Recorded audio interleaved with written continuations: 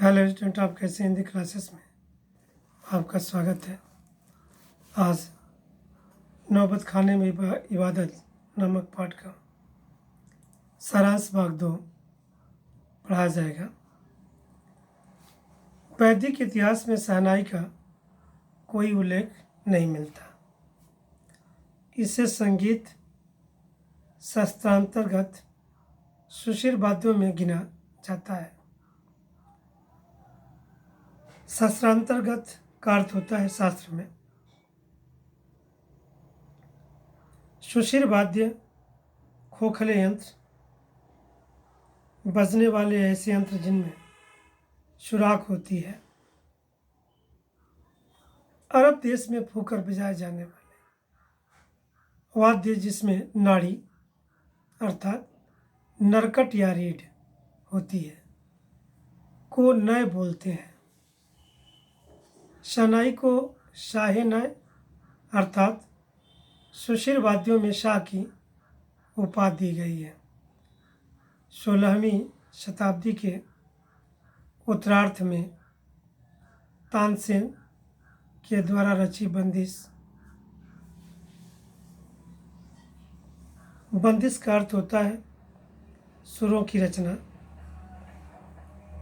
उत्तरार्ध का अर्थ होता है बाद वाला भाग, जो संगीत राग कल्पद्रुम से प्राप्त होती है।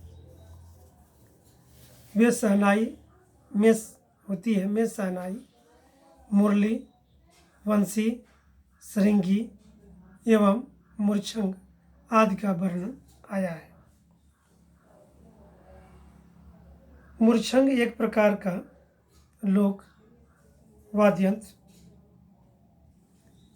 अवधि पारंपरिक लोकगीतों एवं चैती में शहनाई का उल्लेख बार बार मिलता है।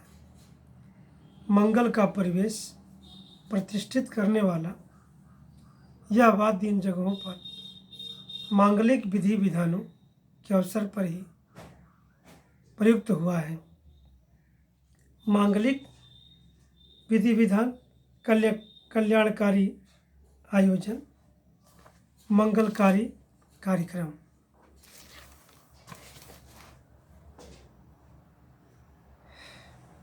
मंगल का परिवेश प्रतिष्ठित करने वाला यह वाद्य इन जगहों पर मांगलिक विधि विधानों के अवसर पर ही प्रयुक्त होता है।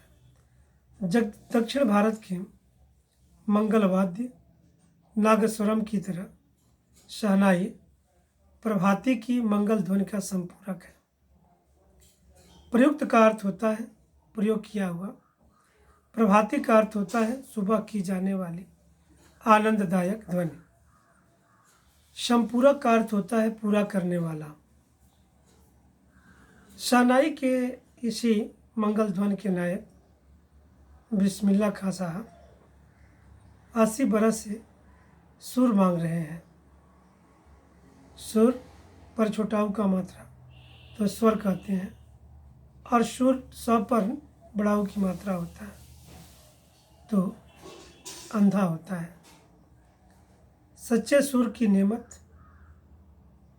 80 बरस की पाँचों वक्त वाली नमाजिशी सुर को पाने की प्रार्थना में खर्च हो जाती है।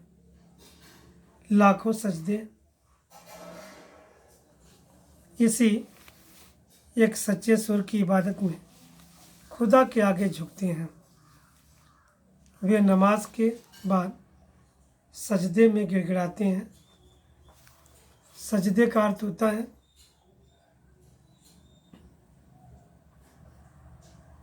प्रार्थना करना, माथा टेकना। नेमत का अर्थ होता है वरदान।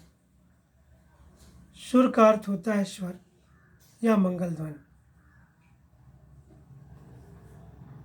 वे नमाज के बाद सजदे में गिड़गिड़ाते हैं, मेरे मालिक एक सुर बख्श दे। सुर में वह तासीर पैदा करके आँखों से सच्चे मोती की तरह अनगढ़ आंसू निकल आए। अनगढ़ का अर्थ होता है सहज रूप से, जो बनावटी न हो। वक्सना का अर्थ होता है देना। तासीर का अर्थ होता है असर, प्रभाव। यकीन का अर्थ होता है विश्वास। उनको यकीन है कभी खुदा यूं ही उन पर मेहरबान होगा। मेहरबान का अर्थ होता है कृपाल। और अपनी झोली से सुर का फल निकाल कर उनकी ओर उछालेगा, फिर कहेगा ये ले जा अमरुद्दीन, इसको खा ले और कर ले अपनी मुराद पूरी। मुराद का अर्थ होता है इच्छा।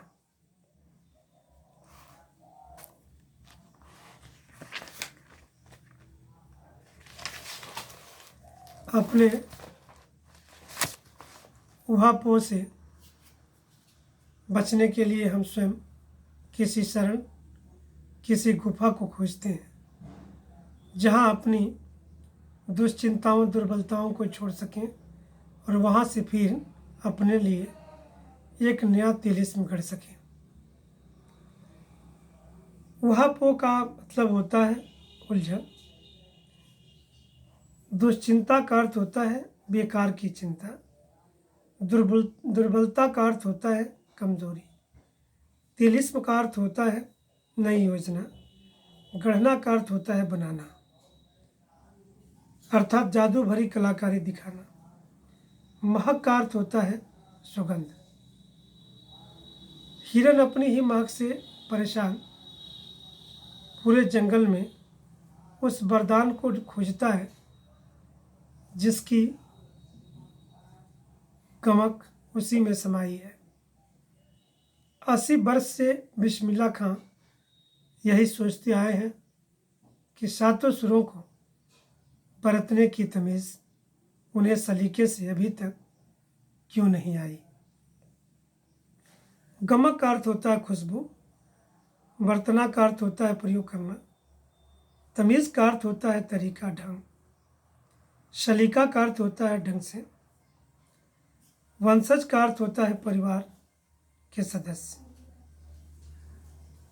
बिस्मिल्लाह खां और शहनाई के साथ जिस एक मुस्लिम पर्व का नाम जुड़ा हुआ है वह है मुहर्रम।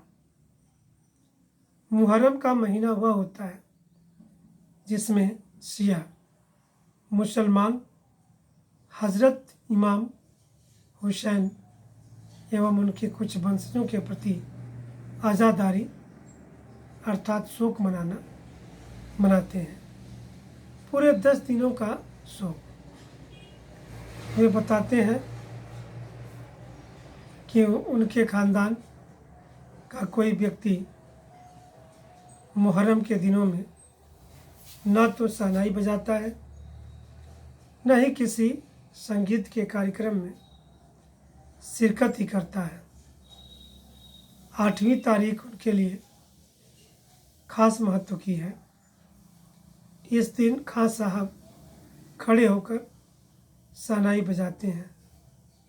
वह दाल मंडी में फातमान के करीब 8 किलोमीटर की दूरी तक पैदल रोते हुए नौहा बजाते जाते हैं।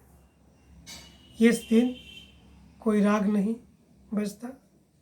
राग रागिनियों की अदायगी का निषेध है। इस दिन आज़ादारी का अर्थ होता है शोक मनाना। शिरकत करने का अर्थ होता है सम्मिलित होना।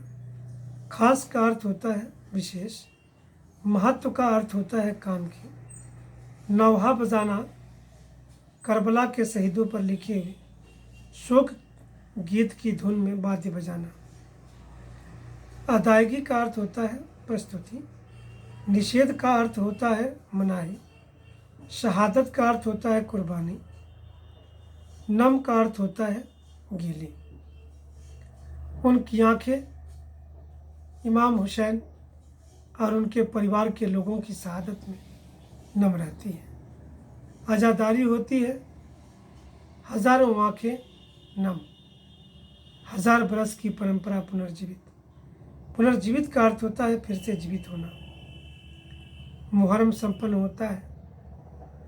एक बड़े कलाकार का सहज मानवीय रूप ऐसे अवसर पर आसानी से दिख जाता है।